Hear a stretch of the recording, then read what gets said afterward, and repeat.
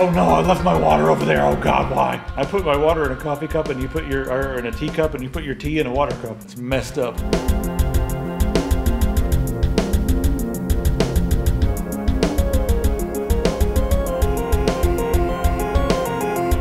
You guys are watching the most fantastic show on the earth, guaranteed, scientifically proven by scientists from the University of Bologna. Look it up in your Funkin' Wagnalls, that's real. That's in Bologna, Massachusetts. I think the University of Bologna is in the UK, maybe in Europe. I don't know. The University of Bologna. Yeah, Bologna. It's right across the street from the University of Salami. Do you guys get it? Because bologna and salami are both a type of processed meat that comes in a tube form. LG's working on some technology that's pretty wild. These new like flexible OLED displays, and they're saying that in the next few years, by 2017, they'll be able to make these that are like, 60 inches big. These crazy flexible rollable displays. So let's just give you a scenario here. You're hanging out at the breakfast table, and instead of reading the newspaper, you're sitting there watching TV on a rollable display. Then when you're done, you throw it down on the table. One of the ones here in the article that's kind of funny was like, the kid's like, hey, or the mom is like, hey, son, where's the TV? He's like, oh, it's laying under the couch or whatever, rolled up. You just like unroll it, throw it on a table, now you're watching TV. So the implications for future uses are pretty interesting. It would also make, curved TVs sort of sound silly because this can be any shape you want it to be. That combined with Sharp's technology where they can make LCDs in any shape, we're going to have TVs everywhere, just screens on everything. I guess the technology behind this is pretty interesting. Really what's going on here is there's a breakthrough at the University of Oxford where they weren't even really working on new displays, but they were just playing around with the things that were very, very small, these nanopixel devices, and they ended up creating something that could display an image. And then they started I'm way oversimplifying this, Wendell. You could probably do a better job at explaining it in layman's terms. I mean, I read it earlier and was like, oh, that makes sense. But trying to sum it up in a few words isn't really working. But what they're doing is they're layering it, and they realize that when it's really thin, it actually has really good contrast. And then they were making it thicker, and it had worse contrast. So it's 200 nanometers thick. That's how thick the sheets are. That's ridiculously thin. And they're essentially able to create nanopixels out of this, these tiny little pixels. And yeah, displaying images on these flexible screens. That was a terrible oversimplification, wasn't it? It wasn't too bad. Basically, they're taking retina displays and they're doing away with the whole concept of retina displays and making the pixels so incredibly tiny that it's ridiculous. Yeah, I think that it's interesting that the breakthrough happened while they weren't even trying to create a new display. They were just working on something, and they were like, oh, that's funny. What's the who's the scientist that said that? But most of the great, damn it, I'm not sure. It wasn't Einstein. The Eureka comment. It was to do with the invention of the transistor, and it's like the greatest invention is like what did you say? It's like that's funny. Yeah, They don't say Eureka. It's just that's funny. Yeah, some of the best inventions in history were not heralded by Eureka, but they were heralded by that's funny. So, yeah, that's pretty much what happened. That's funny. And I don't remember the actual person that said that. I was sitting here trying to remember. I don't think it was Einstein, though. Niels Bohr. 300 nanometers. That's how big these pixels are. 300 nanometers. That's crazy. Yeah. We're going to talk about some really tiny stuff in this episode. Next up, Apple. They used to buy most of their chips from Samsung. And now they are buying most of their chips from Taiwan Semiconductor Manufacturing Corporation, which is the largest by, I guess not by revenue. I'm not sure if by volume, but they're the largest manufacturer of microchips by revenue. And now they're going to be making the bulk of Apple's stuff. So, I mean, it was kind of a problem, before, because when Apple was bothering Samsung so much, Samsung was like, you guys, you're using Samsung parts, or like Samsung stuff that's made in our why are you guys suing us? It was just so weird. But now they've switched over. Now they're using TSMC. I didn't think that anyone else was going to be able to produce stuff on a scale that Apple needs, and also take care of their other existing customers without building extra fab labs and stuff like that. But apparently TSMC has the volume left over to do it, or maybe they're going to be building another lab. This is the first shipment, and we don't know how this is going to play out. These could be fine, or they could have weird problems. We don't know, but I'm sure we'll find out in the coming weeks, and it's going to be interesting. Apple had been diversifying away from Samsung, not just with the microprocessors, but also displays and a huge amount of the other electronic components that Samsung makes. So this is a really interesting move for Apple. This is not an atypical pattern of behavior with Apple. I mean, Synaptics made their first, touch-enabled touch stuff, and then Apple was like, wait a minute, we invented that. And then they sort of, they had their schism, and that happened with Apple and Samsung in 2011. Is still kind of ongoing to this day. So that's what prompted the move, and so it'll be interesting to see when Apple and TSMC can't get along anymore either. Just wait until Apple sues TSMC. Oh, that'll be funny. It's going to be like, well, you keep breaking everyone's toys, and then you complain that you don't have any friends, Apple. Come on. All right. It'll probably be because the new CEO wears white after Labor Day or something like that. Oh, God. So I don't even know how that works. That probably didn't even make any sense. It did to someone, somewhere, for some reason. And somehow, we're all going to move on. All right, let's go ahead and talk about IBM. IBM is spending $3 billion. And I think they're doing this because they think that regular silicon is going to become obsolete sooner. It's going to hit a brick wall where it cannot continue to get smaller anymore. And this $3 billion is going to be spent, first off, they want to create new, just new components, but they really want to pioneer the 7 nanometer manufacturing process. 7 nanometers and possibly beyond, but their goals go up to 7 nanometers. And that's tiny. That's like, we're talking like atoms thick right there, or atoms wide. I mean, you're measuring in like, that's so ridiculous how small that's going to be. And they're not going to be using standard silicon. Go ahead. I don't know how accurate this is, but I'm sure someone will tell me that works in the fabrication industry. But I believe at 22 nanometers, the approximate number of atoms involved in a single transistor is like 50 to 75. That is an astonishingly small amount of atoms to be involved in a particular transistor. That is, in fact, nuts. Well, what's even funnier is that Intel has on the roadmap 5 nanometer stuff. I mean, it's like, down the line on their roadmap, but that's how far ahead they're planning. Everything's there's going to have to be retooling. There's going to have to be new technologies developed. It's not just retooling. They have to completely figure out new ways of doing things. And one of the key things here for IBM is that they're moving away from traditional silicon. So no more silicon chips. I mean, there may still be some silicon involved somewhere, but they're going to have to switch over to something different. Carbon nanotubes is one thing that's on the table. Another thing on the table is graphene. So producing, or what's the other one? The photonics. I forgot what it's called. We talked about it last week. Carbon nanotubes and silicon photonics. So that's another way. And then also quantum computing, brain-like architectures, just silicon substitutes. All kinds of different things are on the table for this. So IBM really is a company that does a lot of services. Number one, that's where they make most of their money. They don't really sell this hardware. It's not consumer hardware. They're not going to be selling 7 nanometer power PCs in freaking Newegg or Tiger Direct or anything like that.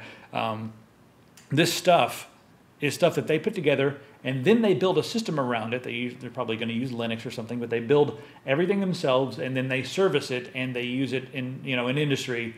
And people have a contract, and IBM supplies the hardware and all that sort of thing. So you're not going to be able to go out and buy one of these power PCs or whatever, but they'll be out there in the world. And the breakthroughs that they're going to make with this $3 billion are probably going to usher in the next era of computing, I hope. And I hope that they're a part of it. It seems like IBM has always been a part of the next era. They've always been one of the companies that innovates. If you guys just look back through the history of the last 100 years and just see, just take a look at all the different things that IBM has had a part in or has invented, kind of scary and ridiculous. So yeah, there's oh, here it is right here. This beautiful list of all the crazy things that they could be researching here. Or they will be researching. Neurosynaptic Computing. That sounds amazing. That's going to be what we need for AI properly, possibly. We're getting to the point with technology where we may actually be at a point where we can't come up with a true artificial intelligence, but we could totally plug in somebody's brain into the vast storage and computational facilities in a computer. And that, as the first version of AI, may be truly scary, because downloading human consciousness into a machine may be how we come up with the first true AI. I'm not sure. You know, speaking of AI, let's jump over to the UK. David Willits, he's the university minister, and he said something very interesting. He's more worried about robots taking over middle-class jobs than he is worried about robots taking over boring, standard, menial, lower-wage jobs. Like the one he keeps referencing in this article here is he's talking about making a cup of tea and giving it to an old woman.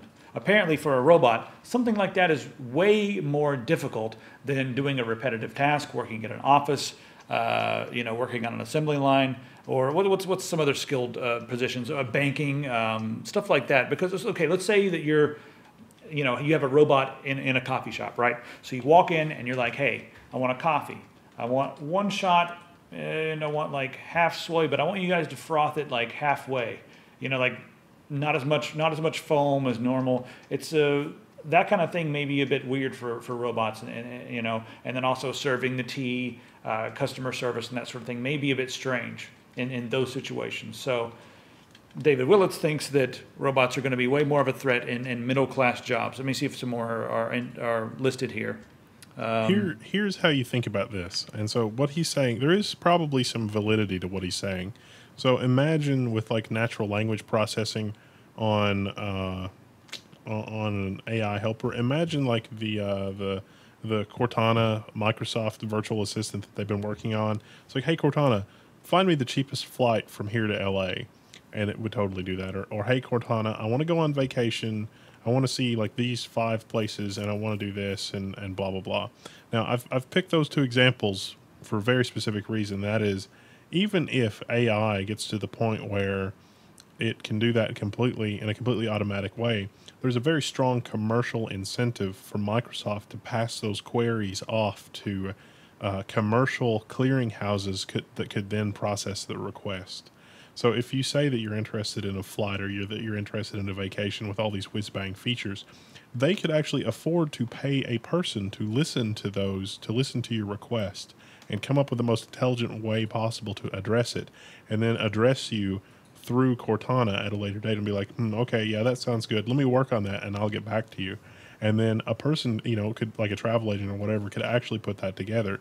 But the number of people that kind of a travel agent that is a real person could handle through a service like Cortana would be a staggering number of people. And so it really is a consolidation of jobs.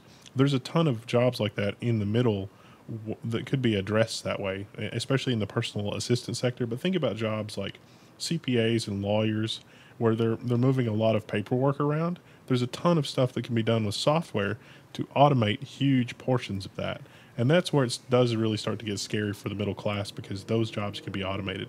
If even the ones that can't be automated can be sent overseas or sent to places where the living wage is way less expensive. Whereas, like your barista job, the robotics and software to support that, that is a much more uphill battle. So thinking about it in those terms, it could be a flash fire. It could happen overnight. Yeah, a couple of the other jobs that they mentioned here, like teachers and instructors, vocational schools, that sort of thing. If you want to be a dentist, you could maybe have a robotic teacher and a series of interactive video game style simulations, like, a surgeon simulator, if you will. That's going to be the new teaching tool, surgeon simulator. But stuff like that. Journalism.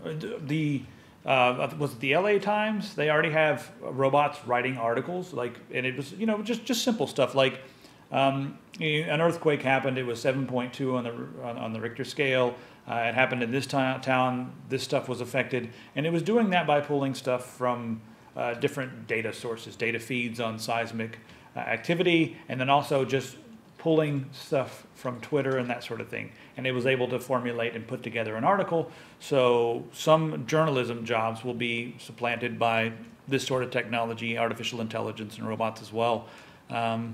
Interesting. Very interesting to think about. All right, let's move right along here. What else do we have? LG has some new child tracking technology, and the factortech.com is a bit scared of it. So this new technology here, there's a bracelet that you give to your child. It tracks where they are using Wi-Fi and GPS and that sort of thing. And it also has one button on it. That button allows the child to call home, or it allows the parent to call the child. If the parent calls the child and the phone rings for 10 seconds and nothing happens, the phone answers itself and listens in on the child's activity.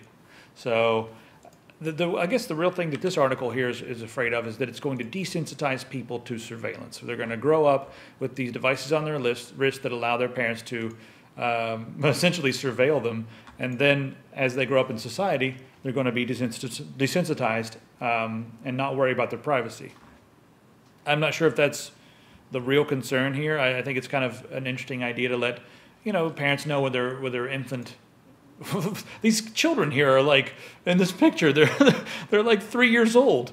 Like, why would you let them out of your sight in the first place? That's like asking for trouble. Like, what if we turn this around? What if it's going to be a false security thing for the parents? They're like, well, I put their bracelet on them and turned them loose in the mall. Why did they get lost? I should have. Why did? Now they're in a van somewhere. Ugh. It's like little Timmy's trying to talk to the crack dealer again. That's probably bad. Oh, I see. He's wandered over to 42nd Street. Oh, God, no. Let me go pick him up before he gets picked up. Yeah. I don't know. I want to know what you guys think in the comments. Is this going to desensitize children to surveillance? Is this going to make them more susceptible to government surveillance and Big Brother and all that sort of thing? Is this going to be a good tool? I'm not sure what my opinions are on this. I mean, from the marketing, I guess I'm kind of against any surveillance that's an invasion of privacy. But when you're 3 years old, maybe. Not for someone who's like 17 or 18. Like, Mom, come on. I have to wear the bracelet again. Man. Yeah. All right. That's enough of that nonsense. Let's move on, shall we? Flying robots. All right. So here's something kind of fun. Monsanto kills all the bees.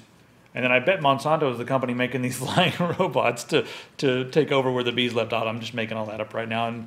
And this article doesn't even acknowledge that Monsanto's killed the bees. There's a lot of the pesticides are the reason that the bees are dying. It's, this whole, the bees are disappearing. It's like a colony collapse disorder. Well, yeah, it's directly scientifically related to all the pesticides that have been sprayed. I mean, they're landing on poison. And then they're dying. Oh, my God. So the bees are dying in record number. And instead of stopping, the poison, what they're going to do is they're going to make their own bees and these little robot bees. Right now, the robot bees are not so hot. They can fly a little bit, but they have to be tethered to a cord. They need like a power supply. Power supply is too heavy. But now they can carry a little bit of weight, not enough. And they're not very smart. In order for this to really work, what they're going to have to do is have thousands of bees deployed at once. So they need like a box with these tiny little robot bees to be installed, and then the robot bees have to act with a hive mind. They have to fly out into the world, and they have to intelligently be like, okay, someone else has got that flower. There's one over there. I'm going to land on that flower, and I'm going to get that pollen, and then I'm going to fly over, and I'm going to take care of these apple trees or whatever. These apple trees we have to go from tree to tree and just pollinate these damn things so they can grow and people can eat and so they don't starve to death. Yeah, it's kind of interesting that's the real solution. I'm not against it. I think robots are cool and all that. I just want them to stop. I'm pretty sure we need bees, man. Though. This is like not a thing. We need actual real bees, not some sort of artificial Franken bees. Franken bees, man. I love honey. That's really what it is. I want to save the bees, save the bears, save the honey. I need a T-shirt. Well, I hope you like a little bit of motor oil with your honey. Yeah, they're going to be like, what the hell are these things going to vomit? Because they're going to bottle it. I can hear somebody banging out comments on YouTube right now. It's not oil. It's it's the graphene polish, you moron. It's like, oh, I'm sorry, it's not oil, and you're gonna have little bits of like the graphene paste for lubrication and whatever. I can already hear the Monsanto sympathizers banging out comments of why this is a good thing for the world. You guys, stop it. We need bees. We need freaking bees. We do need bees. It's the I'm not sure how to pronounce that word. Nectinoids or neocanoids. I'm not sure how that's pronounced. I'm sure that I butchered it, but it's a whole class of poisons that actually is poison. And what if you guys haven't seen it, there's an episode of Cosmos about lead and what lead was in gas. This researcher was like finding lead and everything, and he's like, guys, I'm pretty sure this is not good. And the oil companies were like, no, lead and everything is amazing. And it took 20 or 30 years before lead to be banned. I'm not sure the bees have that long, but it feels like it's another situation like that. Let's talk about other food initiatives. We're talking about saving the bees. Let's talk about ways to better feed people. Now in Japan, Shigeharu Shimamura, he has been working on ways to grow lots of food efficiently without wasting as much food. A lot of times when you farm, you get like 50% yield because things don't grow correctly, or maybe somebody with I guess you have to have a really good green thumb to have better than 50% yield. So what he's done is he's constructed this large indoor facility, 25,000 square feet. And right now they're growing about 10,000 heads of lettuce a day. How are they doing that? Well, they have 17,500 LED lights, and they have 18 cultivation racks that are 16 levels high. And these lights are specifically tuned to give the plants the exact wavelengths that they need to grow rapidly. So they're growing really fast, and they're experimenting with different time schedules for day and night. At nighttime they get this purple light, and at daytime they get the LED, just the standard LED light. And they're growing lettuce, and it's like a 90% yield. So they're only they're only dropping like 10%, and they're growing it so much faster that their yields are up 100. They're like 100 times of what you would get in a standard field. So the other interesting thing I saw in this was the amount of water required, the water reduction, and it's something like 1%, and I don't even see how that's physically possible. I don't either. Okay. So, yeah, they're growing. Yeah, some of the stuff in here sounds sensational. 1% of the water, growing 10 times fast, 100-fold yield, and only 10% of the harvest has to be thrown out, as opposed to 50% of the traditional harvest being thrown out. This sounds crazy, but apparently it's happening. It's not on paper. This is actually happening. The place is open. 10,000 heads of lettuce per day. I wonder how many people are going to write me a comment and say, "You idiot! That's not how this is." But these plants come from the air, not from the soil. So yeah, I would be surprised that these things. It's like, where do trees come from? Oh, they come from the air. They come from the air, and fire comes from the sun. Go watch Feynman, people. It's a fine day when Feynman is around. Yeah, I don't know. Let's take a look at North Korea. Just go from that to North Korea. I guess we're going from Japan to North Korea. But North Korea, it's kind of, they have an interesting view of what the future looks like. Looks like a sci-fi utopia. So they hired some artists, and what they're doing is this is all through the tourism firm. We got a train going by. How about that? Is it the deal train bringing the deals? I don't, do we have any deals? That's a reminder just right the now. Giveaways. The giveaways. A lot of giveaways, yeah. We got a lot of giveaways. And these Highlander shirts are awesome, guys. These Highlander shirts, they're awesome. I own one. Anyway, back to Korea, shall we? So they've essentially drawn some. Let me just open this up so you guys can see how crazy this is. I gotta embiggen this. Yeah, there we are. Just crazy structures. I don't know if this is how the future is really going to be or not. It looks like an episode of the Jetsons, but these are all artist renderings, stuff to build in the future in the beautiful mountains of North Korea. Here's the mountains they want to build in. So they'll be building in that area, some of this stuff. I'm not sure if any of these things are going to be built or not. There's like flying cars and some of this stuff, but that's their vision for the future. So, and just visiting Asia, there's a lot of stuff like this being built. It's kind of insane. So it would be interesting if North Korea did build something like this. They're kind of cut off from the rest of the world doing their own thing, and maybe that'll be beneficial from them in this way because they don't really, they just do their own thing. This is what we were doing.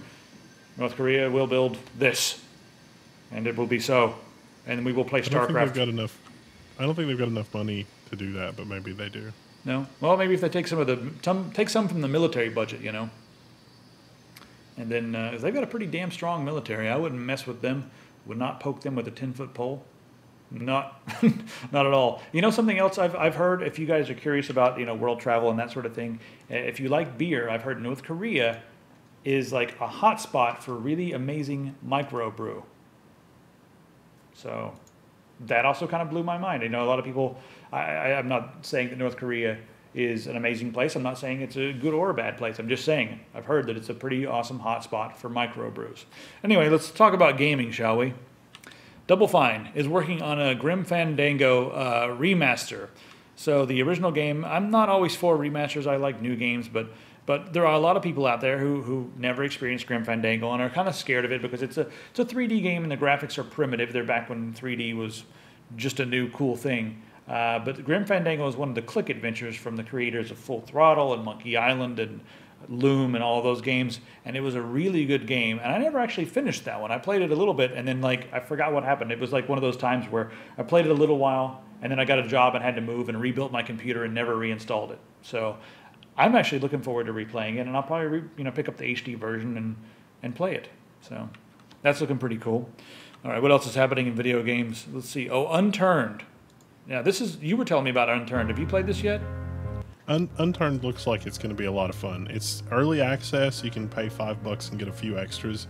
But it's sort of Minecraft meets DayZ. I mean, I know the zombie genre has been done to death, but there's just something magical about the formula in the old Arma 2 mod version of DayZ. And Unturned is the first thing I've played that really captures that, but also captures the crafting element. And the crafting element is really what does it for me.